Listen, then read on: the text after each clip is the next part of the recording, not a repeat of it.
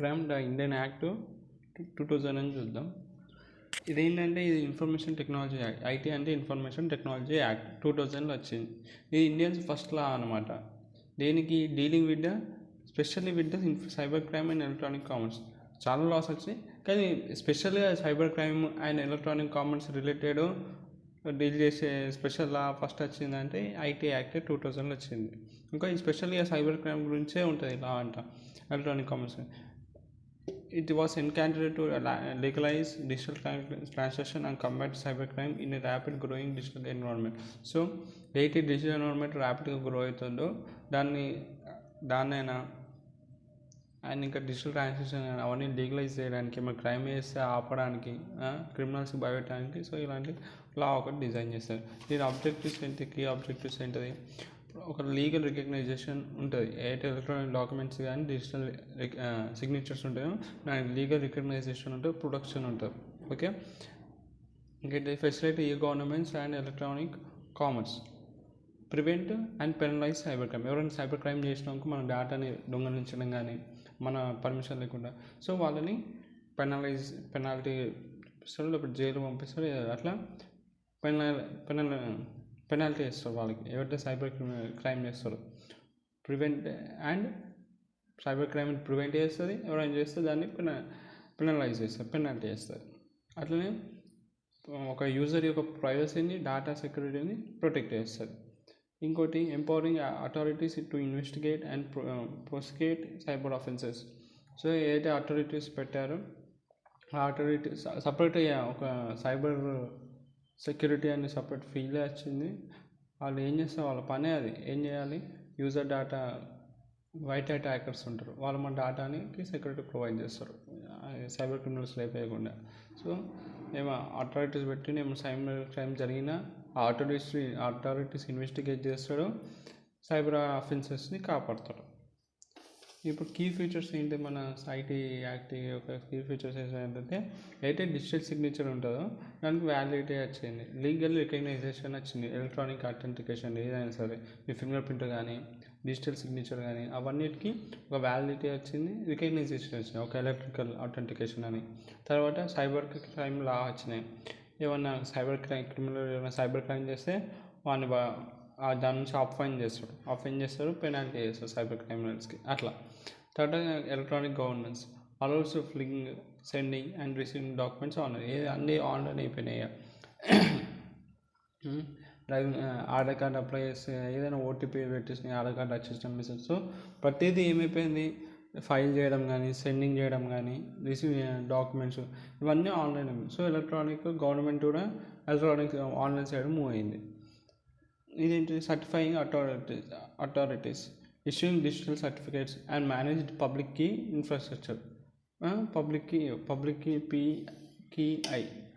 Public key ఇన్ఫ్రాస్ట్రక్చర్ని manage చేసుకుంటా సర్టిఫికేట్స్ని అథారిటీ. ఇప్పుడు ఆధార్ కార్డ్ నీది డౌన్లోడ్ చేయాలంటే సంథింగ్ నీ ఓటీపీ పెట్టాలి అండ్ ఒకటి ఫార్మాట్ ఉంటుంది, అది పాస్వర్డ్ కొడితేనే నీ ఆధార్ కార్డ్ నీకు డౌన్లోడ్ అవుతుంది.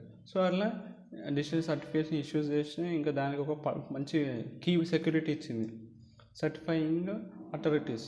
Okay, next jurisdiction apply all offences and committed in India or affecting Indian citizens from abroad. So jurisdiction అనేది one of the future of the IT act. ఏంటిది, ఏమైనా సైబర్ క్రైమ్ ఇండియన్స్ పైన జరిగినాకో అది కానీ ఇంకా బయట నుంచి వేరే కంట్రీస్ నుంచి ఇండియన్ సిటిజన్ పైన జరిగింది, సో అది కన్సిడర్ చేసుకుంటుంది ఐటీ యాక్ట్. తర్వాత major crime offences under IT act చాలా ఉన్నాయి, కొన్ని సెక్షన్లు రాసినాయి. అండర్ ఐటీఏ 2000 యాక్ట్ కింద కొన్ని సెక్షన్లు వస్తాయి. సెక్షన్ 43 ఏంటిది, ఎవరైనా అన్ఆథరైజ్డ్గా యాక్సెస్ చేసినా, మన డేటా టెఫ్ట్ చేసిన, వైరస్ని అటాక్ చేసిన, మన డేటా అంటే లేదు చేసిన మాల్వేర్ అటాక్స్, ఇవన్నీ సెక్షన్ 43 కిందకి వస్తాయి. ఒకవేళ అట్లా సైబర్ క్రైమ్ ఎవరైనా చేస్తే వాడికి ఏం చేస్తాడు, కంపెన్సేషన్ కట్టమంటాడు. ఎవరైతే పార్టీ ఎఫెక్ట్ అయిందో వాడికి కంపెన్సేషన్ కట్టాడు. ఇంకా సెక్షన్ 63 అంటే హ్యాకింగ్, 66 హ్యాకింగ్, అన్ఆథరైజ్డ్ మన డేటాని అంటే లేపాడు. అట్లాంటి హ్యాకింగ్ ఎవరైనా చేస్తే 3 years జైలు అని పెడతారు, లేకపోతే 5 lakhs ఫైన్ అని కట్టాలి. సెక్షన్ 66C ఏదైనా ఐడెంటిటీ థెఫ్ట్, మన ఐడెంటిటీ థెఫ్ట్, మన ఇప్పుడు ఆధార్ కార్డ్, పాన్ కార్డ్, మన ఐడెంటిటీ తీసుకొని ఇల్లీగల్ ట్రాన్సాక్షన్ కానీ బ్యాంక్ అకౌంట్స్ ఓపెన్ చేయడం కానీ అట్లా చేయడాన్ని ఐడెంటిటీ థెఫ్ట్ క్రైమ్ కిందకి వస్తుంది. అలాంటప్పుడు 3 years జైల్, దాంతోపాటు ₹1,00,000 వరకు ఫైన్ కూడా ఉంటుంది.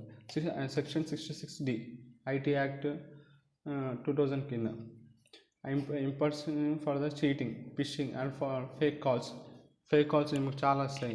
మీకు ఇట్లా లాటరీ వచ్చింది ఇట్లా అని ఫిషింగ్ అని.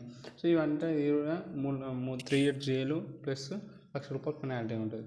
ఇక మన ఐటీ యాక్ట్ లిమిటేషన్ ఏంటంటే అన్నీ ఇది ఒక 2000లో క్రియేట్ అయిన యాక్ట్. సో ఇప్పుడు వచ్చే కొత్త సైబర్ క్రిమినల్ క్రైమ్స్ కానీ, డీప్ ఫేక్ కానీ, క్రిప్టో స్కామ్స్ కానీ ఇవన్నీ కొత్త వచ్చినాయి. సో ఇవన్నీ మోడర్న్ ఏంటిది వచ్చిన సైబర్ క్రైమ్స్ వాటిని అన్నింటినీ కవర్ చేయలేదు. ఇంకా lake of awareness among the general public.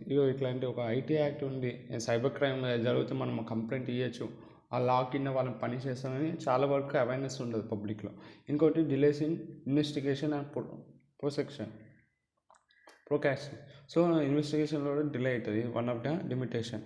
ఇంకోటి no specific data protection law. ఇప్పటికీ ఒక స్పెసిఫిక్ డేటా ప్రొటెక్షన్ లా అనేది ఇంకా రాలేదు. Although digital personal data protection act వచ్చిన ఆల్టో డిజిటల్ ప్రొటెక్షన్ డేటా.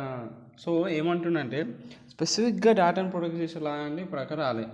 అయినప్పటికీ digital data protection act, digital personal data protection act 2023లో వచ్చిన ఇది రిలివెంట్గా ఒక స్టెప్ ముందుకేసింది.